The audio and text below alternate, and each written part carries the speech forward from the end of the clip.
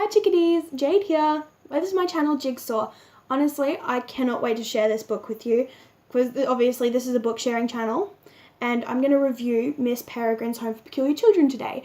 And just Miss Peregrine's Home for Peculiar Children, not Hollow City or Library of Souls. I can do another video on them if you really want me to. But I just wanted to let you guys know how I found out about it, what I think of it, would I recommend it, and who I would recommend it to, and whether or not I think it's an appropriate read, and also my thoughts on Ransom Riggs and his writing style. So first off, I'm going to just let you know how I found out about this book. And I actually found out about it through a Facebook. And the video or the trailer for Miss Peregrine's Home for Peculiar Children is actually how I found out about it. So I actually watched the trailer while I was at work. Shh, don't tell my boss. But I was on my lunch break. It's okay, guys. But so I watched it then and I was really intrigued about it. So I actually did a little bit of research on it and just how it came to be, what it's based on, and I found out that it was based on a book. So I think it was that afternoon I went down to Big W, I think it was, and picked up the first one. I didn't buy Hollow City or Library of Souls just yet because I didn't know if I'd like it. So I read the first one actually probably within 2-3 days of getting it, and I was completely in love with it. I cannot stress to you how much I loved this book. I think I then went out the next day and got the next two and read them within the next couple of weeks. It was great. And this was all I was trying to work and study. Honestly, it was probably a bad idea at the time, but I loved it. So I'm not going to change it. But I really liked it because of the writing style, especially Ransom Riggs' writing style. I really loved it. Like Leanne Tanner, who writes the Keepers series, another series I would absolutely recommend. But I love their writing style. It's the kind of writing that I get intrigued by. See, there are other writers like Cassandra Clare. I like her writing style, but it's not engaging enough for me sometimes. Like, I really like some of her books, and like all of her Mortal Instruments series, I absolutely love them. But her Infernal Devices series was kind of a little bit slow for me, and that kind of put me off reading them. I did read them eventually, continued fully read them, but it was difficult for me to finish them because they were very slow moving, and that's just a personal preference, really. I just kind of like a faster paced book. And Miss Peregrine's Home for Peculiar Children absolutely hit that nail on the head for me because I could not get enough of it.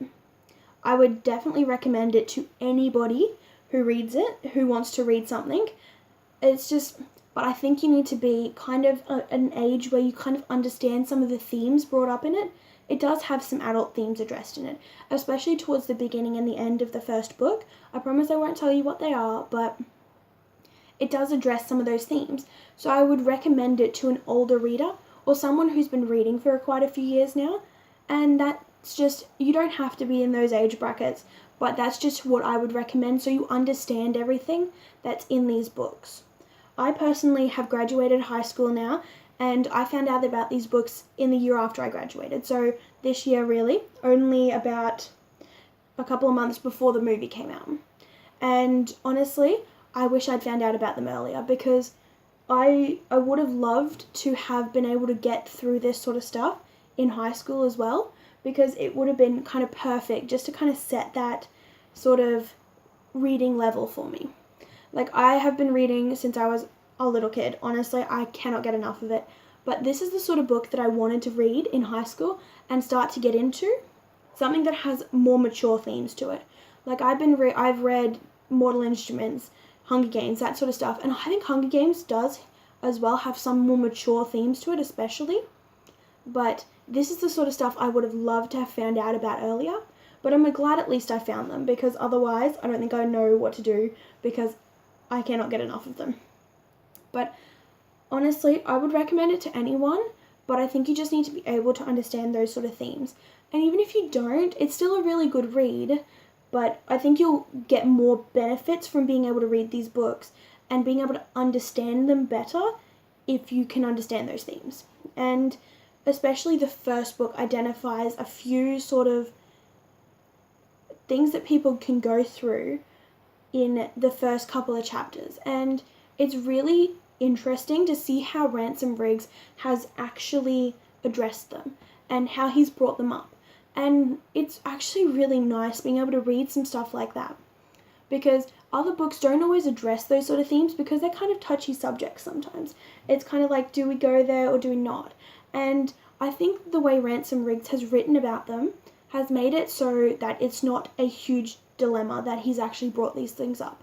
They're kind of skipped over in the movie. They're not so detailed about what happens before everything, that Jacob going over to the island and everything like that. The movie kind of skips over that. And it does irritate me slightly because it would have been nice to have that sort of kind of feel to it, especially at the start of the movie, because in the start of the book, it's really important and that sort of thing. It really sets the scene for how you get to know Jacob so well. And again, with the movie, honestly, I am mixed feelings about that. I love it, but I think I'd like it more if it followed the book a little bit closer. It's not a bad representation, it really isn't. Not like the Percy Jackson movies and the Percy Jackson books. They were a disaster, but I really think that Miss Peregrine's Home for Peculiar Children was done really well, except for the character swap.